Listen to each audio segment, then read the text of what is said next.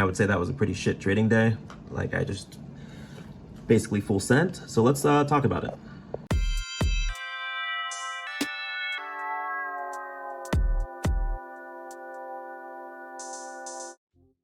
All right, guys, it is Monday, August 19th. Just entered another countdown flip today.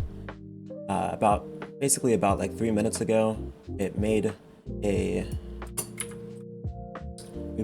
looks like we grabbed liquidity to head further up. So I'm going to see if we can get anything out of this trade here, and I'll just keep you guys posted as this trade develops. All right, peace. All right, guys, so we're still pushing. I'm not going to do anything quite yet. May break even a little bit soon, depending on how this candle closes here. So I guess we'll see. Hopefully we can just continue the upward momentum, and then we'll just kind of go from there here. So yeah, so far it looks good. Again, this was pretty much the same as the trade that I took last week, and I'm just pretty much doing the exact same thing. So we'll just see where this ends up here for us.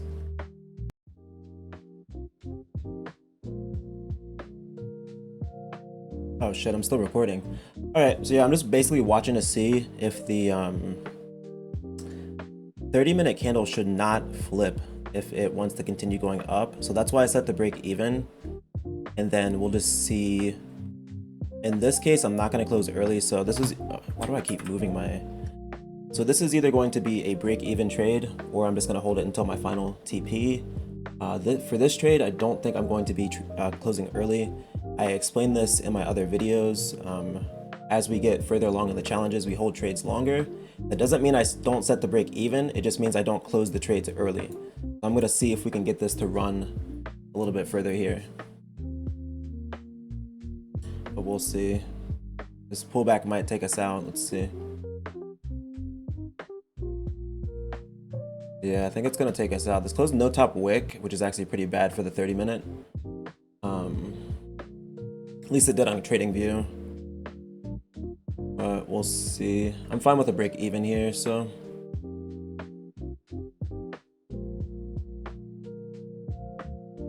Because yeah, this 30-minute closure is actually pretty dog shit, so looks like we're gonna break even it.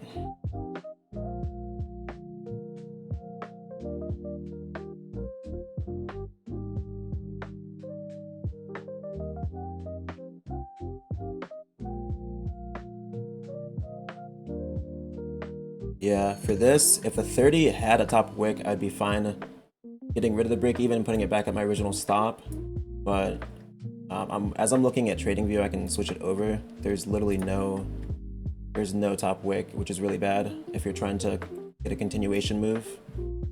So that is going to be the trade today. Let me see this. We want to re-enter though. We might though. Yeah, let's re-enter. I still like this trade idea actually.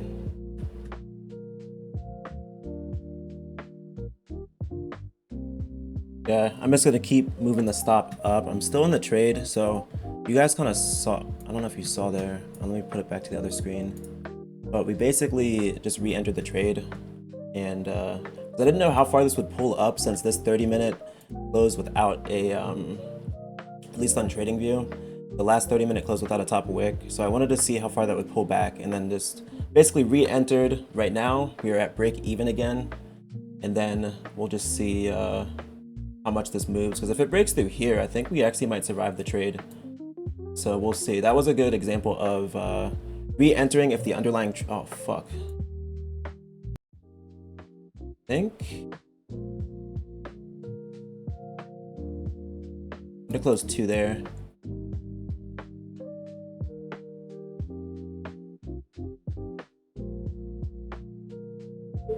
Now we only have 1 contract open. Made about 253 already on that first closure. I tried to get it when we got to 300, but it moved too fast and I just wanted to secure. So that's the perk of having a physical tool to close. If I had my magic keys, it's so much faster than having to drag the contract. It's just 1 click. I think there is a way to do 1-click closures on this, but I think it's just easier with how I do it currently, at least for me. So All right, and then let's go back to trading view. Essentially made the full TP on the trade. I did actually pretty much close where it is right now. So yeah, that was the trade, guys. We're still just gonna keep trailing the stop as usual and see what else we can make on this trade here.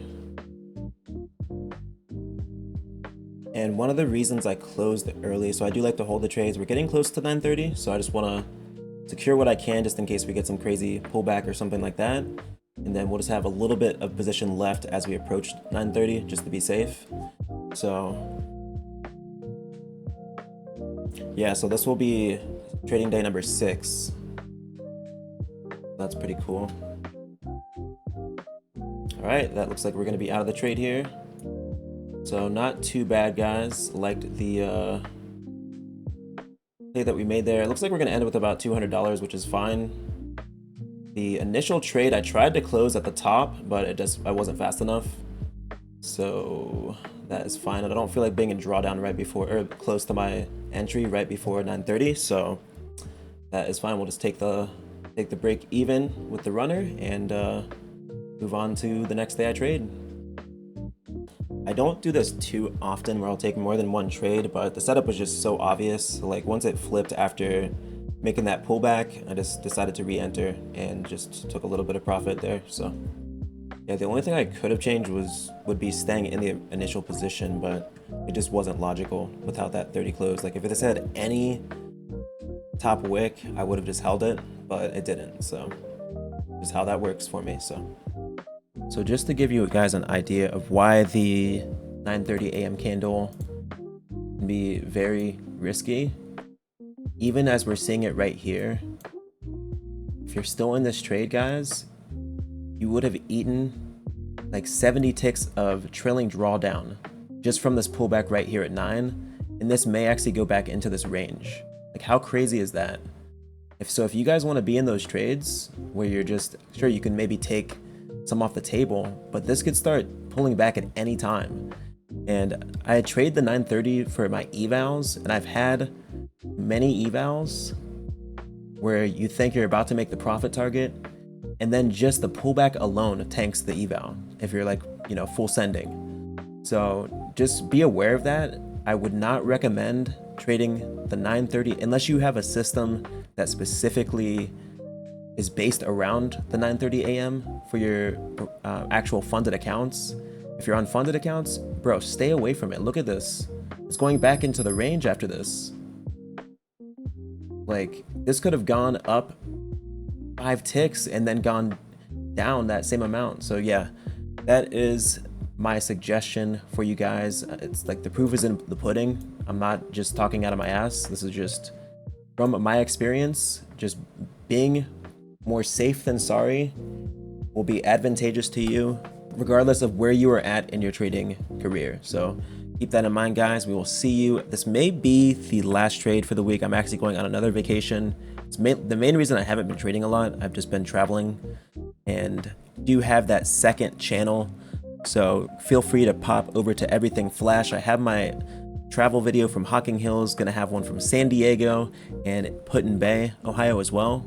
So thanks for watching, guys. We will catch you later. Hey guys, my front facing camera is broken right now, but I actually did take a trade today. The first trade, I took 2 because the first trade I took, this is actually on the surface and it wasn't letting me close partials for some reason. So I had to exit basically at break even because it wouldn't let me close. And then that pretty much triggered me and I took a just random trade and managed to get everything back aside from commission. But you can see I'm about, what, $80 down or something from commission. I'm just gonna wait till next week. I can't seem to be back in my environment where my tools are working like I need them to, so I'm not getting tilted. But either way, I'm just happy that we still have the account, not in a bad spot at all. So, all right, peace. Let me just explain what we basically did on last Wednesday. So this was the first trade that I took. I'm looking at the 5-minute. It was based off the 30-minute. So we're not gonna go to that because it's just gonna take a long time. So I'm just trying to make this a quick update or just show you what happened on that day that we basically we ate up a lot of the trailing drawdown. Obviously we got it back, and we're actually still up on the week about $100.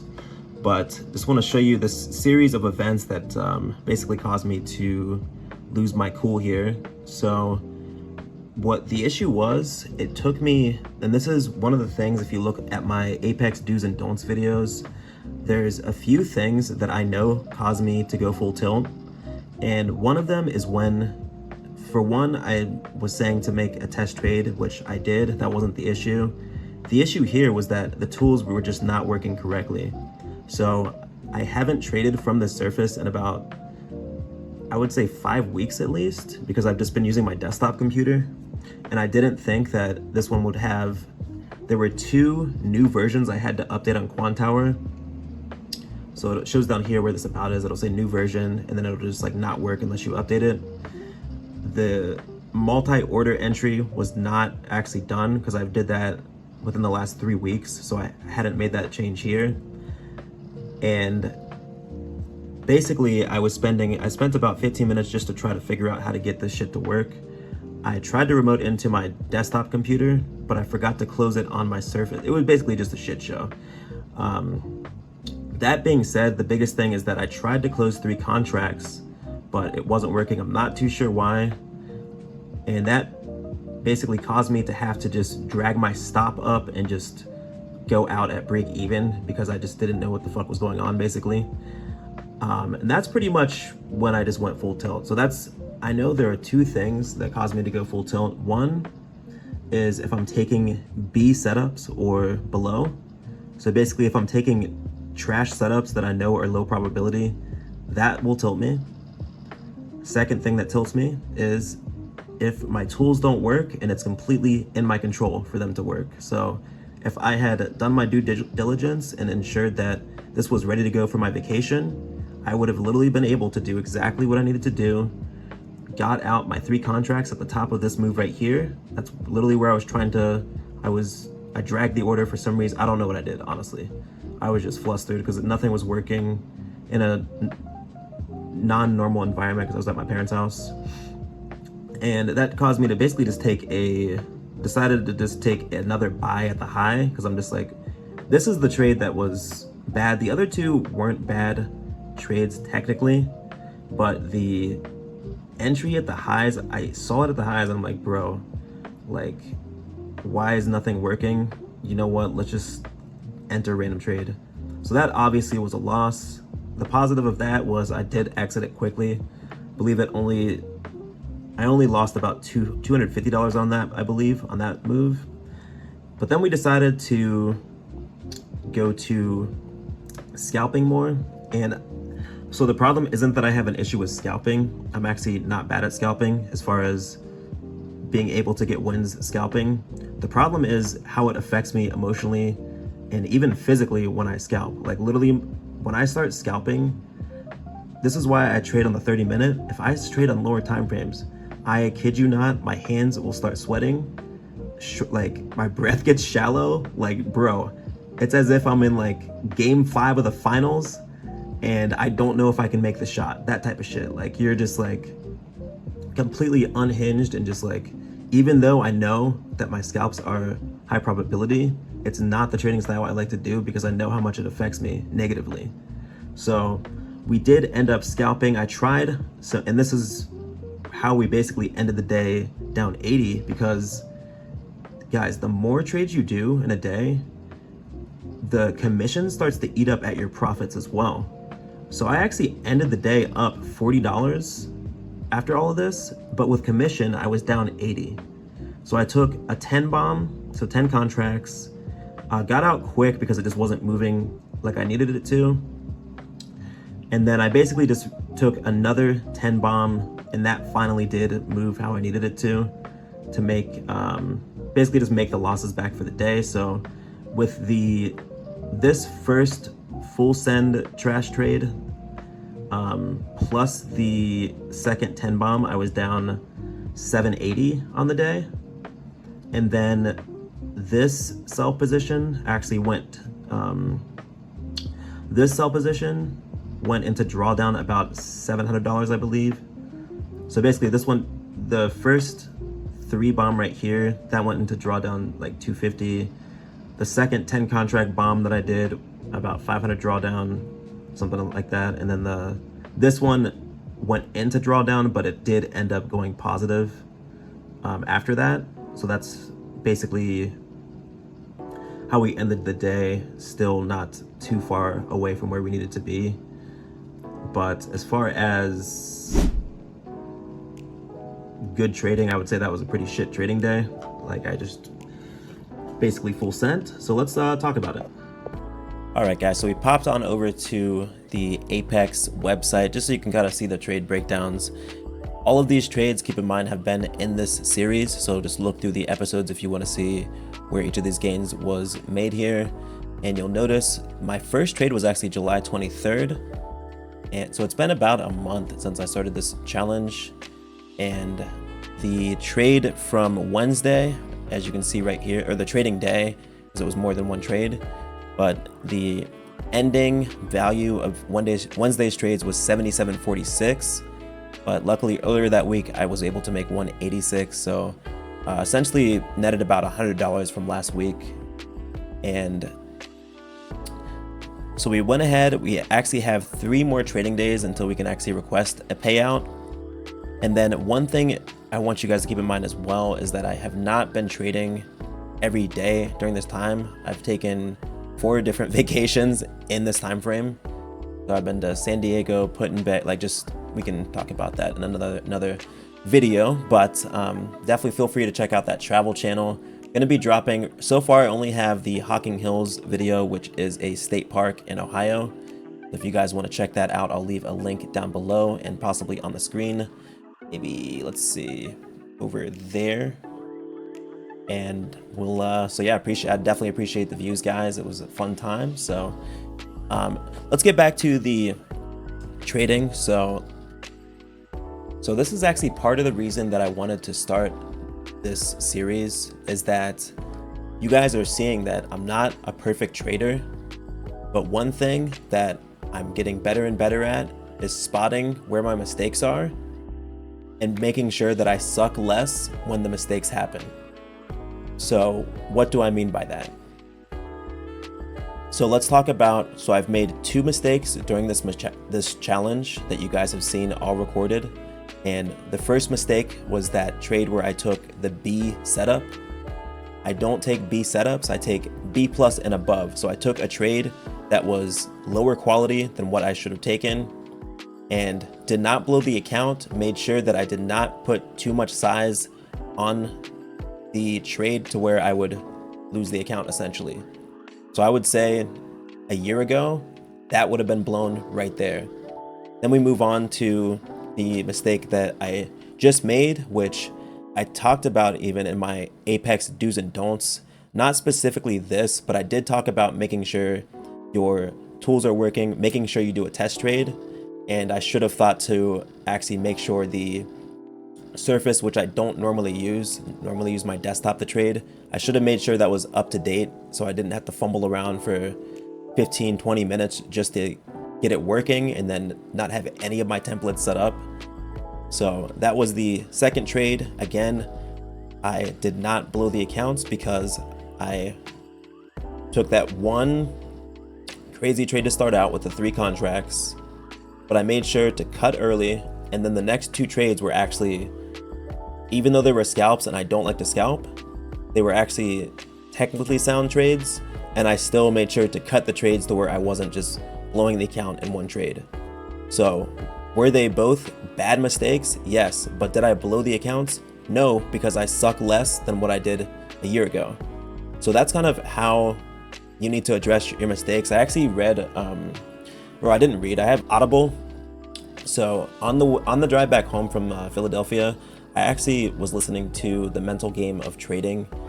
And one thing, it was kind of funny because it really tied into basically what happened to me this week, or even in this entire challenge, is that he was explaining the process of basically correcting mistakes that you're making in a way that you can have repeatable success. So the first step would be to spot the problem. Then you have to explain why you reacted the way that you did to the problem. Then you have to explain why it was illogical to react the way that you did to the problem. And then you explain how to correct. So it's funny because I started to actually kind of use that technique to get through a lot of these trading issues and struggles that I've had in the time that I've been trading. And this is the first time that I've read this book, so it's interesting that he had a similar process to correcting these mistakes that can literally tank your account in one trade, or that can literally wipe out months of progress. And that's how I addressed the two problems that I just told you. So the first problem I've actually gotten very good at.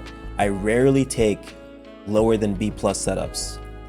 That was just, you know, sometimes it still happens. Like I said, guys, I'm not perfect. So yes, I took that one trade as I was heading out of my house to go to work, and I decided to just take a trade that was basically a low quality setup for no reason. So that was the first. Now the second one, let me pull over to Quantower and show you what I did to prevent this second mistake from happening again, which is basically the tools just not being set up and not having the tools ready to go when I need them. So let me pause real quick. We'll be right back. All right, so we popped over to Quantower. I just want to show you guys the, basically we changed our Quantower setup a bit to ensure that these little mistakes don't happen again. So one thing that I've done is you can actually lock your workspace up here. So when it's unlocked, you actually don't see that icon, but you can go to this little window next to the rhythmic connected thing and click lock. So this makes it so you can't close out of like the chart window, these windows, you can't move anything around.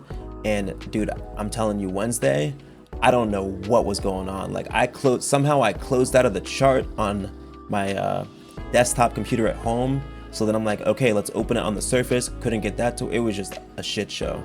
So now there is no way for me to close out of anything on Quantower or do some crazy stuff because it's locked. Like, look at this. I can't even move it. I can't do anything. You can also, obviously, I do the trade locking. I already used that feature. The next thing that I did was eliminate the additional buttons. You'll notice that we don't have the ask or bid buttons. So I went into view and I actually got rid of the labels as well. So I'm basically slimming this down to where, oh, oops, that's the wrong one. Got rid of the labels. I'm slimming it down to where there's like basically less buttons that I can click and less mistakes that I can make. So we don't have, let me show you the, so the ask and bid, these ones, you don't have those because I'm not trying to wait for the bid to get hit or the ask to get hit. I just want to get out or in positions at market. So there's no reason to have these extra buttons that I could accidentally click and cause my stuff to be fucked up, and then it's just going to cause me to spiral. So we got rid of those now. So this is the updated setup, and it's the exact same as the Surface. That's the biggest thing. Everything is exactly the same as the Surface now. So I won't have any issues traveling and trading. I won't have basically those issues that I had that caused me to go tilt will not happen again. And what happens when I do these things is that I start scalping. So this is kind of the, okay, I do A and then B happens. And that's what I'm trying to prevent. So that's why I implement these things that will prevent me from making these stupid mistakes that cause me to go crazy. So like we kind of talked about, so the B setup, taking those B and below setups, that really isn't difficult for me because I know what happens when I take those setups. I literally go tilt because I'm in a bad trade and I don't want to get out and admit that it's a bad trade. So those ones are easy to steer away from because I just start thinking about how I'm going to feel when I'm in a non-good trade. And then I'm like, okay, that's why you'll see me go, 4 or 5 days without taking a trade because, bro, I'm not going to take low quality setups. It just doesn't make sense for me anymore. So that one I'm pretty much completely good with. Now this getting angry when I either don't have my tool set up right or I have errors in execution, that is something that I'm still working on, and that's why I showed you what I do. I'd like to compare it to, so if you guys are going up against a pro bowler, are you going to use the kid bumpers, or are you going to try to bowl with them band for band? Like, are you going to try to compete with a professional bowler without the kid bars or the kid buffer, the bumpers? No. Or I mean, if you guys, honestly, if you want to, sure. Why would you not give yourself some type of advantage or some type of handicap? So this is basically what I do with this particular problem, is that I need to make sure that I use as little as my brain as I need to make these decisions. So now we only have 2 buttons that I can click, man. I can either buy or sell, so I don't have to worry about if I'm clicking the wrong thing. Both of my computers that I use Quantower with have exactly the same layout, and I'll make sure that when I go on trips, it is exactly the same still. I made it to where I can't close out of Windows and be flustered and trying to figure out how to get shit back up to trade, because now it's locked. I'm literally just putting kid bumpers on my trading to make it to where I don't make this mistake. So that's what I would recommend. I've seen a lot of videos recently where, you know, you'll see people struggling, and it's not like I'm like looking for videos of people struggling, but I'm just going through, I watched some live streamers, things like that. But one thing that I noticed that certain traders will do that others will not is that certain traders will adapt once they make mistakes to make it harder to make that mistake again.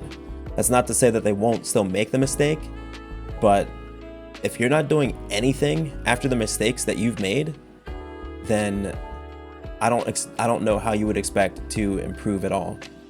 So this is somewhat of a longer rant, but I just wanted to basically just explain that none of us are going to be perfect traders. And kind of like in that book that I was reading, he was kind of just saying that the goal isn't to be perfect, it's to suck less. It's to make less stupid mistakes. It's to take less dumb trades. It's to, expect less from the market, because you don't know what's going to happen. So I think that's what I will end this on. So I would just suggest you guys ask yourselves, if you're bowling against the pro, are you going to use the kid bumpers? Are you going to make it to where you have some type of advantage and can think less about what you're doing? You don't do that, then I wish you the best of luck. Hope your strategy can account for these lapses in judgment and these errors that us as humans will always make. So that is going to do it. Thanks, guys.